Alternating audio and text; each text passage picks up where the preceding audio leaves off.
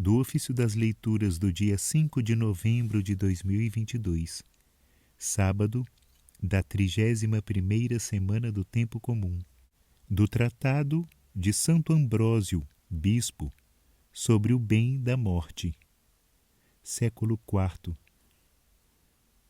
Levemos sempre em nós a morte de Cristo. Diz o apóstolo: o mundo está crucificado para mim e eu para o mundo. Depois, para nos ensinar que há nesta vida uma boa morte, exorta-nos a levar em nosso corpo a morte de Jesus, a fim de que também se manifeste em nosso corpo a vida do Senhor Jesus.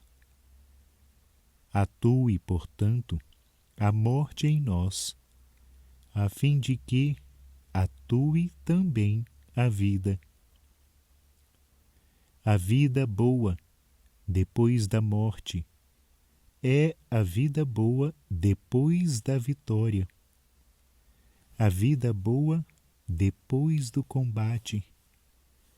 Vida em que a lei da carne já não se opõe à lei do Espírito, em que não temos de lutar contra este corpo mortal, porque o próprio corpo mortal alcançou a vitória.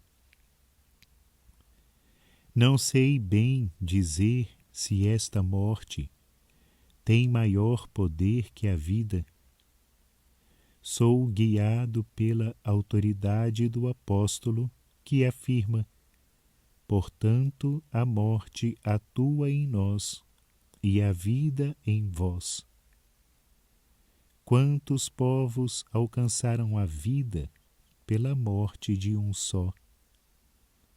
Por isso ensina o apóstolo que nesta vida devemos desejar aquela morte, a fim de que resplandeça em nosso corpo a morte de Cristo, aquela bem-aventurada morte pela qual se dissolve o homem exterior, para que se renove o homem interior e se desfaz a nossa habitação terrestre, para que se abra para nós a morada celeste. Imita a morte do Senhor quem renuncia à vida segundo a carne e se liberta daquelas cadeias de que te fala o Senhor por meio de Isaías.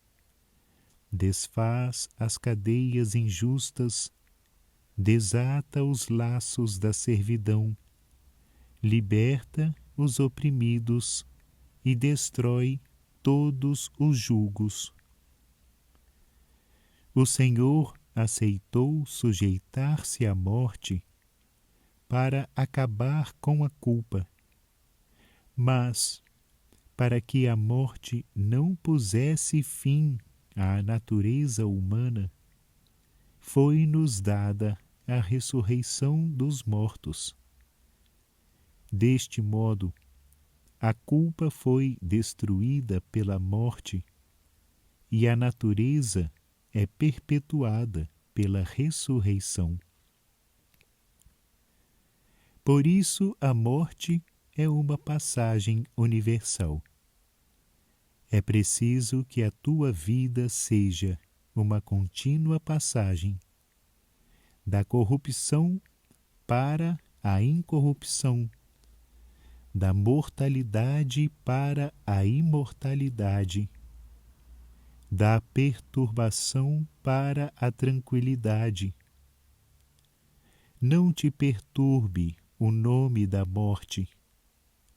Ao contrário, alegra-te com os benefícios desta feliz passagem. Na verdade, Que é a morte, senão a sepultura dos vícios e a ressurreição das virtudes? Por isso se diz na Escritura: tenha eu a morte dos justos, quer dizer, seja eu sepultado como eles, renunciando aos vícios e adquirindo a graça dos justos, que trazem sempre no seu corpo e na sua alma a morte de Cristo.